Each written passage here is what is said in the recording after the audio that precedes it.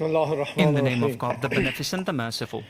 Your Excellency, Mr. Vladimir Putin, the Honorable President of the Russian Federation, distinguished heads of BRICS member states, Excellencies, ladies and gentlemen, I am today we have convened the first summit meeting of the new or otherwise expanded BRICS, while many of the hopes for a more just, secure and prosperous world in the post-Cold War era have not been afforded the opportunity to be fulfilled, as aspirations for dominance and unilateralism continue to threaten, like a deadly plague, the foundations of global peace and cooperation.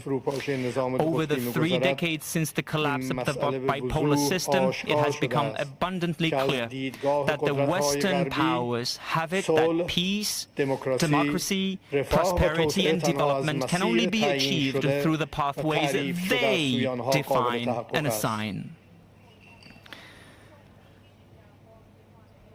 The upshot of this monopolistic worldview thus far has been but a surge in violence, war and terrorism on the one hand, and unprecedented recourse to economic and political sanctions on the other.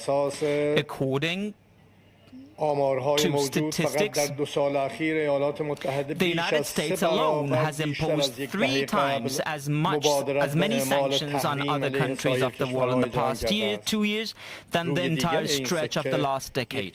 The flip side of the coin of Western unilateralism has been the outbreak of various wars, the most oppressive and excruciating of which are currently unfolding in the occupied Palestine and Lebanon. The formation, continuance and expansion of BRICS over the past 15 years have proffered the countries and the global community an opportunity to not tether their destinies to the sole dictates of Western powers, and to pave ways for broader participation of all emerging powers in global economic governance. In the early years following the establishment of BRICS, or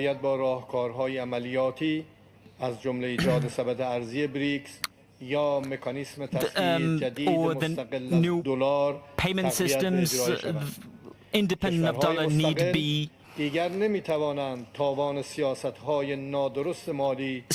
The independent countries can no longer indemnify the United States for its unsound financial policies or its failure to combat systemic corruption in its financial sector. The world today faces numerous challenges, including food security, climate change, debt crises, the North-South divide, to name a few.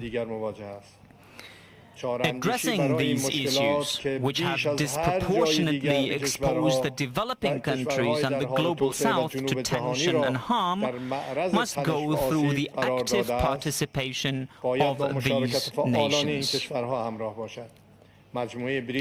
The BRICS Alliance ought to pursue with higher vigor its cause of making the voices of the unheard echo throughout the global community and effectively follow up on its dialogue mechanisms with other countries. We believe in BRICS ideals of reforming global governance, multilateralism, promoting peace, security and inclusive economic growth, and fostering transparency and democracy in global financial institutions. For its part, the Islamic Republic of Iran will make every effort to ensure that BRICS, aloof from politicization and geopolitical conflicts, successfully navigates the tasks of reforming the global economic governance structure and creating alternative opportunities for the development and prosperity of the global South. With the inclusion of new members, BRICS institutions such as the new Development Bank and the Contingency Reserve Arrangement ought to assume greater responsibility for financing member countries' projects and addressing payment imbalances. Guided by the core principles of sound competition and mutual cooperation, each BRICS member should view the progress and development of other members as its own. BRICS is not meant to serve as merely a conversation club. Its decisions should have the backing of execution guarantees and anticipation of apt tools that can help them materialize. The growth of the level of economic cooperation, including the volume of investment and mutual trade among BRICS members, can be used as a benchmark to annually assess the degree of BRICS' success or failure. To this end, it is imperative that a center for collecting, aggregating, and evaluating member states' economic data be established. Such a center can pursue multiple objectives, from collecting customs data, and it can